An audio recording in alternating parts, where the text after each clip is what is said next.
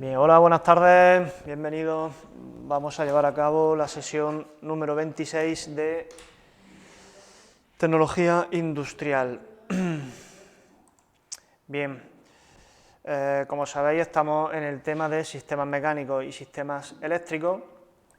Llevamos ya unas cuantas clases hablando de los diferentes elementos que componen los sistemas mecánicos. Hemos visto sistemas de transmisión lineal, sistemas de transmisión circular, ruedas, poleas, engranajes, etc. Y ya nos queda esta última parte de elementos de transmisión, de movimiento y elementos de... nos queda la parte de elementos de transformación y los elementos auxiliares. Nosotros dijimos que los elementos de transmisión y de transformación lo íbamos a meter en el mismo saco, ¿vale? Según esta clasificación de aquí, ¿vale? Dijimos que lo íbamos a meter todo aquí, transmisión y o transformación. Lo digo porque luego en el examen seguramente hay un ejercicio que consista en clasificar una lista de elementos y tendremos que decir de qué categoría es, de qué tipo es. Para no confundirnos, pues vamos a poner solamente esas categorías.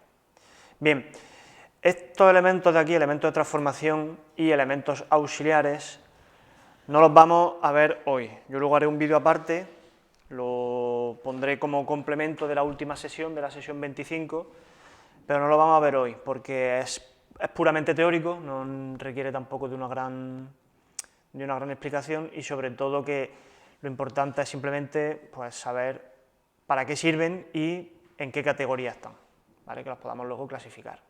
Entonces, hoy empezamos la sesión 26. Lo que estoy diciendo es que esta parte de aquí, las páginas 14, 15 y 16, haré luego un vídeo aparte, una clase aparte, sin que haya que venir aquí, lo haré por mi cuenta, y lo pondré como si fuese una continuación de la clase 25. ¿Por qué? Porque lo que me interesa es empezar la parte 2, porque vamos regular de tiempo y, bueno, como vimos en la primera evaluación que los problemas era lo que nos costaba un poquito más, pues vamos a intentar dejar la teoría, que lo podéis hacer de forma más autónoma, y en la clase vamos a intentar centrarnos más en los problemas, ¿vale?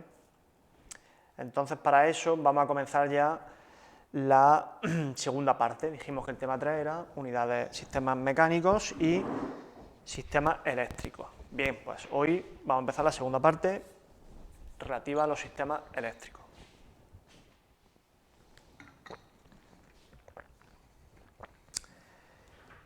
Los sistemas eléctricos son muy comunes en cualquier maquinaria, en cualquier elemento, en fin, todos tenemos en nuestra casa pues, electrodomésticos y demás, que funcionan gracias a su componente o su elemento eléctrico. ¿Cómo vamos a definir la corriente eléctrica? La corriente eléctrica, sin entrar en una definición muy desde el punto de vista de la física, la podemos definir como el movimiento de la carga eléctrica. Son esos electrones, se representan con esos simbolitos negativos, esa bolita con un signo menos. Va a ser el movimiento de esa carga eléctrica o de esos electrones por el interior de un material conductor, a lo largo de un conductor. Esa corriente eléctrica puede ser de dos tipos. Y esto seguro que a todos nos suena y a algunos seguro que los que hayáis trabajado o las que hayáis trabajado probablemente hayáis tenido contacto con este tipo de nociones. Por un lado tenemos la corriente continua y por otro lado tenemos la corriente alterna. La corriente continua se caracteriza porque sus variables, sus parámetros, valen siempre igual en el tiempo, no varían, por eso se llama continuo. Fijaos aquí, por ejemplo, tenemos esta gráfica, aquí tenemos el tiempo y aquí tenemos el voltaje. Vemos que el voltaje en el tiempo se mantiene constante. Sin embargo, la corriente alterna, esos valores, ya sea de la corriente, de la intensidad, van variando en el tiempo, van dando como saltos, por así decirlo. Pueden ser positivos, pueden ser negativos, como vemos, por ejemplo, en esta gráfica. ¿Veis que va variando, sube y baja? ¿A qué se debe esto? A que en la corriente continua, digamos que esa carga eléctrica, esos electrones, se mueven siempre en la misma dirección, van siempre siguiendo el mismo sentido. Y en la corriente alterna, pueden ir en esa dirección, pero pueden ir en otra. Entonces, como que van en una dirección, luego van en otra, luego van en esa, luego van en otra, van alternando, de ahí su nombre, ¿vale? ¿El que no se mueve? ¿Los electrones? Sí, pero siempre acaban yendo más hacia un lado o hacia otro.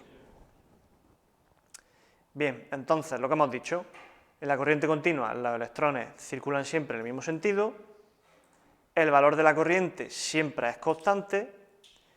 ¿Qué generadores tenemos de corriente continua? ¿Qué nos da corriente continua? Las pilas, las baterías, ese tipo de circuitos o ese tipo de elementos nos generan una corriente continua.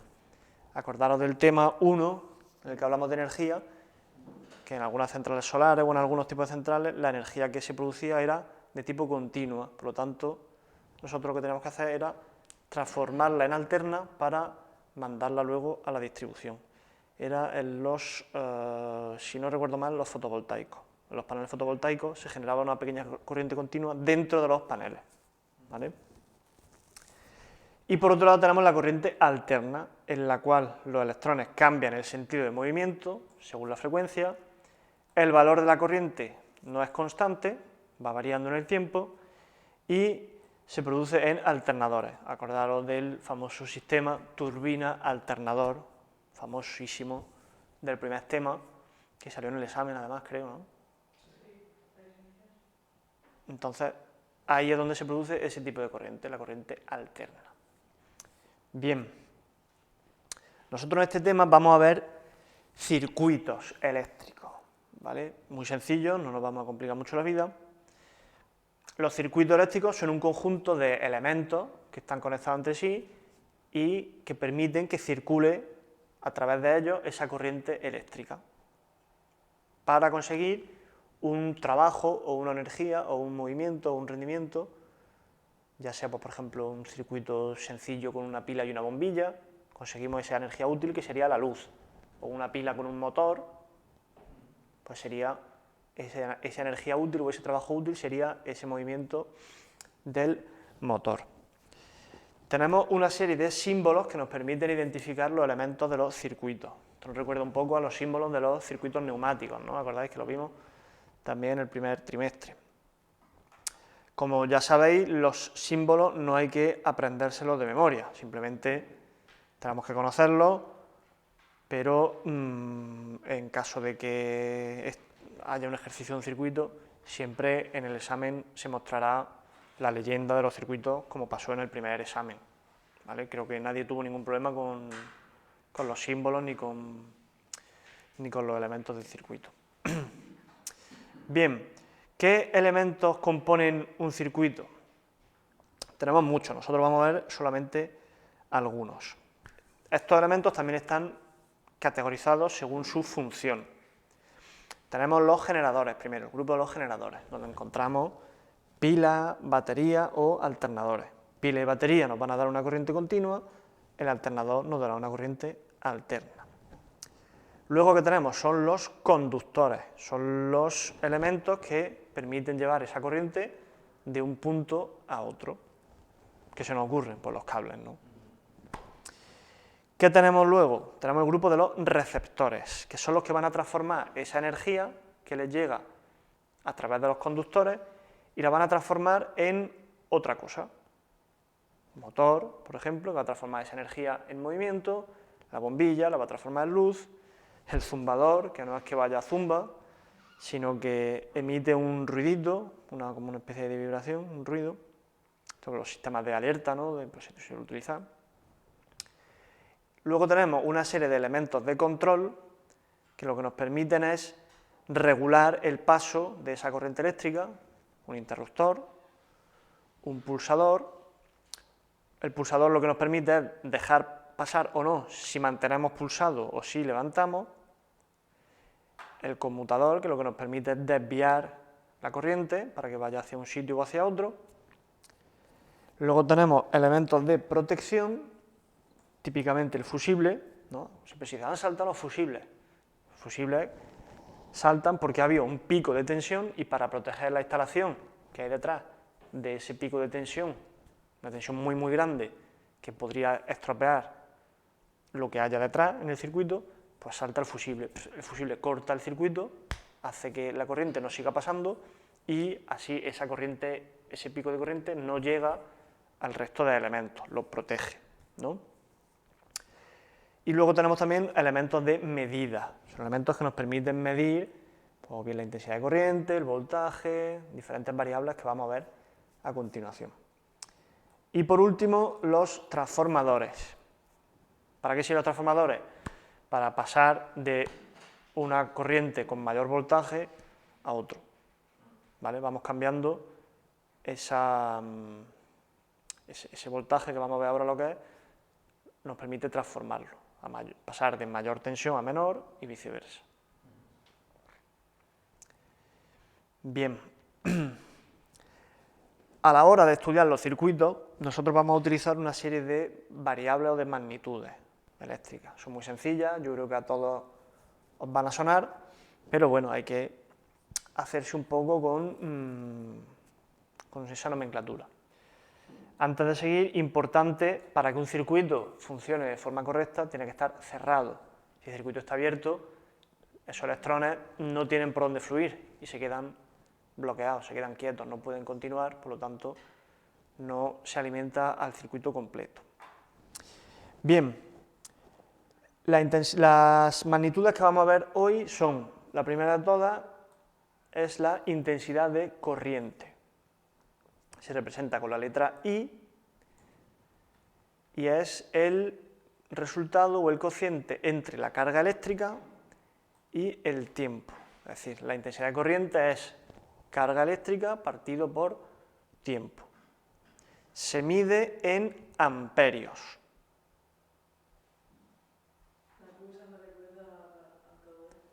Pues es parecido, porque esto es como un caudal de electrones. Es parecido a un caudal, es una buena asociación, pero se llama carga eléctrica, en este caso, pero es parecido. Bien, ¿cómo? No, la intensidad se mide en amperios. La carga está en coulomb y el tiempo en segundos, ¿vale? En algunos casos, sobre todo en circuitos reales, no en circuitos de estudio que veamos nosotros aquí en la unidad, veremos que salen muchos amperios, salen 800.000 amperios, estoy diciendo una barbaridad, ¿no? Pero para deciros que en el uso común se utiliza mucho el miliamperio, porque es más corto que decir, ¿vale? Es como si hablásemos en millares en vez de en unidades. La mayoría de circuitos son miliamperios. Claro. Entonces, Un amperio es una barbaridad, un amperio ya mata, ¿no? ¿Cómo? Un amperio con voltaje alto ya mata. Pues ahí me has pillado, ya no sé cuánto... ¿Qué intensidad de corriente hace falta para morir? Pues no lo sé, no me quiero morir, así que no... Un amperio, no, es que tiene que ir relacionado. Puede ser. Pero un amperio creo que te puede liquidar. Pues tened cuidado con un amperio. Bien, importante saber que la intensidad de corriente se mide en amperios y cuando la medimos en el circuito la medimos en serie. Es decir, cortamos entre comillas o ponemos nuestro amperímetro en un punto en serie del circuito. No se mide en paralelo, no necesitamos medir en un punto y en otro, sino que se mide en un solo punto y se mide en serie. Otra magnitud importante, que es la hermana o la prima de la intensidad de corriente, es la tensión eléctrica o voltaje también se suele llamar, o diferencia de potencial también. Y esta sí está relacionada con la energía, porque se define como la energía que se necesita para transportar un electrón desde un punto a otro. Hemos dicho que esos electrones se van moviendo a lo largo del circuito. ¿Qué energía se necesita para llevar un electrón que está aquí hasta que llegue aquí? Eso es el voltaje o la diferencia de potencial. Por eso se mide entre un punto y otro. Por eso se mide en paralelo. Porque es la energía que hace falta para llevar el electrón, para que ese electrón llegue desde un punto hasta otro. ¿Vale? El voltaje se mide en voltios. Aquí las unidades de medida tienen todas o sea, las magnitudes tienen unidades de medida particulares, salvo la potencia y la energía, que sí siguen siendo en vatios la potencia y en julio la energía. Estas magnitudes nuevas tienen su propia unidad de medida, ¿vale? Bien. Hemos dicho que el voltaje o la tensión es la energía partido por la carga eléctrica. La Q, esa hemos dicho que es carga eléctrica. Energía se mide en julio, carga eléctrica se mide en coulomb y voltaje se mide en voltios. ¿Vale? Por lo tanto, un julio partido por un coulomb es igual a un voltio. De igual forma aquí, que un coulomb partido por un segundo es igual a un amperio.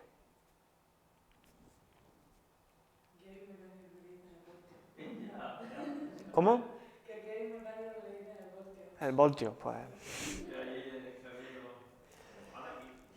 Bien, y la última variable que vamos a ver es la resistencia. La resistencia es nada más y nada menos que la oposición que muestra un elemento a que la corriente eléctrica lo atraviese. Hay elementos que muestran una mayor oposición a que esa corriente pase a través de ellos, son los elementos que llamamos aislantes, ¿no? Cuanta más resistencia muestre ese objeto, más nos va a aislar de la corriente. Y en el caso contrario, en el extremo contrario, tenemos los elementos que dejan que pase la corriente a través de ellos con mucha facilidad, que son los que llamamos conductores. ¿Vale?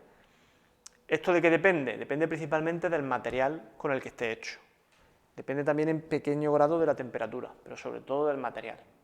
Por eso hablamos de materiales conductores, que dejan pasar muy bien la electricidad, y materiales aislantes, que se resisten a que pase la electricidad a través de ellos.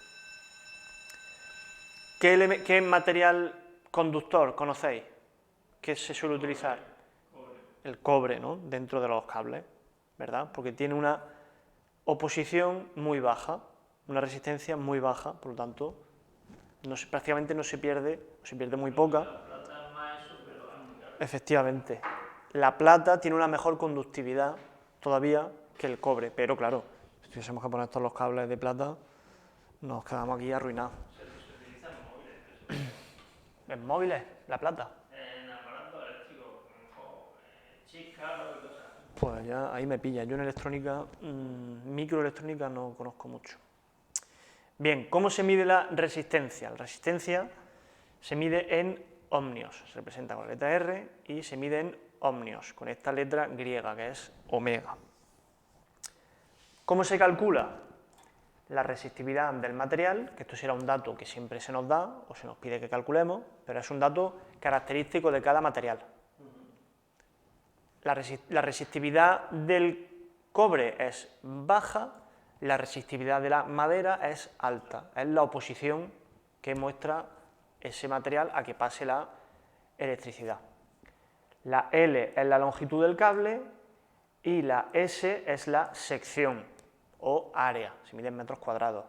Os recuerdo que un cable circular, la sección es pi por el radio al cuadrado. ¿Vale? Bien, ya tenemos esos tres. Tenemos la intensidad, que hemos dicho que se mide en amperios y se mide en serie. Tenemos el voltaje o tensión eléctrica, que se mide en voltios y se mide en paralelo. Y por último tenemos la resistencia que se mide en ohmios y se mide puntualmente porque bueno, a ver, se mide en función del objeto que queramos medir. Si queremos medir la resistencia que opone una bombilla, lo haremos localmente en esa bombilla. Si queremos medir la resistencia de un trozo de cable que mide 3 kilómetros, lo haremos a lo largo de esos 3 kilómetros, ¿vale? O sea, la resistencia se mide en función del objeto que queramos medir. Puede ser Positivo y negativo, paralelo. ¿Cómo? En paralelo también. Positivo y negativo. ¿Para medir la resistencia? Depende, si quieres medir en un... medir una bombilla, positivo y negativo. Claro, si quieres medir una bombilla, tienes que irte justo antes de la bombilla y justo detrás de la bombilla. Positivo y negativo. Vale. Bien. Por último, ultimísimo. Nosotros en el primer tema también hablamos de la energía eléctrica. Una de las diferentes formas de las que vimos energía era la energía eléctrica. La energía eléctrica se mide en julios, como todo tipo de energía, que esto sí lo sabemos ya del primer tema, y se expresa de la siguiente forma: la intensidad al cuadrado por la resistencia y por el tiempo, ¿vale? Esa es la energía. Y luego, por otro lado, tenemos la potencia. Acordaos que la energía se medía en julio y que luego hablábamos también de potencia. Decíamos que la potencia era la energía partida por el tiempo y se medía en vatios, expresado con la letra W. ¿Vale? Pues para calcular la potencia, en el caso de la energía eléctrica, se utiliza esta fórmula. ¿Vale? No lo vamos a demostrar, se hace muy fácil, pero no vamos a demostrarlo porque tampoco tenemos mucho tiempo. Recuerdo que la fórmula, perdón, V es voltaje o tensión eléctrica y la I es la intensidad. I es la intensidad, se mide en amperios, V es voltaje, se mide en voltios, R es resistencia, se mide en ohmios. E es energía, se mide en julio, T es tiempo, se mide en segundos, y P es potencia, se mide en vatios. Bien, pues a partir de mañana vamos a hacer ejercicios y problemas utilizando estas variables: voltaje, intensidad y resistencia. Vamos a poner cosas en paralelo, vamos a poner cosas en serie y vamos a ver cómo funciona en cada caso el circuito. ¿Vale? Bien. ¿El qué? El efecto Joule, claro. Mañana vamos a hablar del efecto Joule. Esto también lo vimos en el primer tema. Bien, pues nada, ahí lo vamos a dejar. Hasta mañana.